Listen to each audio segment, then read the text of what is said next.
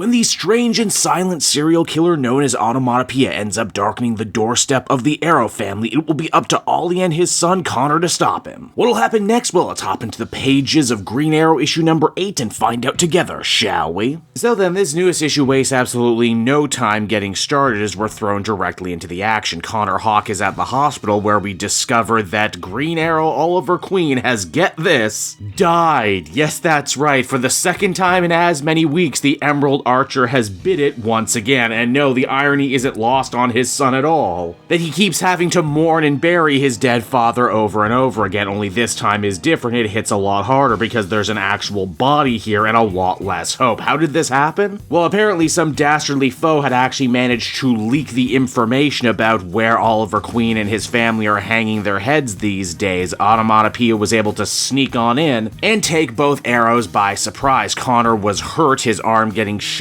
and Oliver himself ended up paying the ultimate price. Naturally, Connor is all sorts of pissed and vows to get to the bottom of this no matter what it takes. He hits the streets of Star City and begins to rouse the underworld with a vengeance. Clearly, him and his father were getting close to some sort of big secret that major power players behind the scenes didn't want them unraveling. Making the situation a lot harder is the fact that even all these years later, no one really knows that much about Onomatopoeia. He's still a blank slate, a mystery, and honestly, in a comic industry that is forever shattering supervillain mystique with extraneous backstory, I actually have to tip my hat to them for never actually explaining that much about Onomatopoeia, letting him be a scary mystery. Now, being the most wanted man in Star City, and no doubt probably the most wanted supervillain in the world once the League and others end up catching wind of this, Onomatopoeia decides to escape with the help of his benefactor, who is ultimately revealed to be Brick, one of Star City's most prominent gang lords and a Green Arrow hater numero uno. Onomatopoeia shares gory cell phone video to confirm Green Arrow's murder, not that Brick needed it, he has spies and toadies all over town. The same people he also claims are currently keeping Connor busy while he gets his asset out of town, but of course those people could never stand up to a scorned son on a mission. Connor might not be able to fire an arrow anymore, but he can certainly hit targets with other things, like Brick's fancy yacht with a small powerboat. With his fancy new ride sinking to the bottom of the ocean, Brick has to escape via a helicopter. It's while making his grandiose exit he ends up dropping some very important information. Apparently, when it comes to Green Arrow's murder, he was only ever the middleman. He had actually been put up to it by, get this, Amanda Waller, a name who keeps coming up to ruin Oliver and family's life over and over. And with that tasty tidbit of information out in the open, the Arrow family is finally able to spring their trap. You see, that was never actually Onomatopoeia Brick was dealing with at all, it was actually Ollie in disguise. Yes, Connor Hawke was being an unreliable narrator this whole issue. Yes, Onomatopoeia had indeed attacked them at home with information supplied to him, but both Arrows were able to defeat him. Sadly, they couldn't press him for answers, what with the whole only speaking in sound effects thing. So to try and get to the bottom of this, Ollie figured it might be a good idea to try and fake his death. And I mean, hey, he was dead not too long ago, so why not? Both Green Arrows also saw this as an opportunity for some fun father-son bonding, and they really get their money's worth when they decide to take the boots to Brick. It's only after getting knocked around a little bit does Brick finally begin to loosen his tongue. He says that ever since Waller got her brand new job within the government, she started changing up her tactics. She's getting bolder and more insidious. No more bombs, no more secret prisons. If you kill a superhero for her, she'll wipe your slate completely clean. The only problem is career criminals like Brick are slow to trust agents of the government even when the deals are this sweet. It's because of that Brick decided to put Onomatopoeia up to this job, knowing full well that he's a crazy person who would never be able to say no to kill his most hated foe in Green Arrow. The question still remains though, whatever became of Roy Harper Arsenal? He disappeared. While investigating Waller and Task Force X, Green Arrow assumed that this would be his best bet to finally tracking his wayward son down, and indeed, Brick knows exactly where to find him, only here's the rub. He says that Roy isn't Waller's prisoner these days. Oh no, he's actively working for her. And it's on that shocking note right there the comic comes to a close, everybody, and so that was Green Arrow issue number 8, everybody. A fun, exciting little one-and-done story story in a day and age when we don't really get a lot of one-and-done stories. It was really nice for Connor Hawke to get to hold down the fort and get the spotlight as the main Green Arrow in this story. It feels like he hasn't gotten that chance in a very long time. Even if I could totally have called the twist ending to this story in my sleep, getting to see classic Green Arrow foes like Onomatopoeia back and in Phil Hester's art style also really warmed my heart in a great way. They say you can't come home again, but sometimes with comic books, it feels like you can. The idea of Roy working for Waller on the Suicide Squad is also kind of interesting too, because if you know your squad history, he actually did have a short tenure on the team. And Joshua Williamson strikes me as one of those guys who definitely knows his continuity, and I wouldn't be shocked if he ends up bringing that up in story. Furthermore, Rory is also a guy who could probably use having his slate cleaned. If not for him, then definitely for his daughter who has recently returned. So hey, you know what? I think there's going to be some good drama to dig into later on. Overall, I would give this one a 7.5 out of 10. It was good. Didn't knock my socks off, but it's definitely laying some great groundwork for what I'm sure will be some really enjoyable stories later on.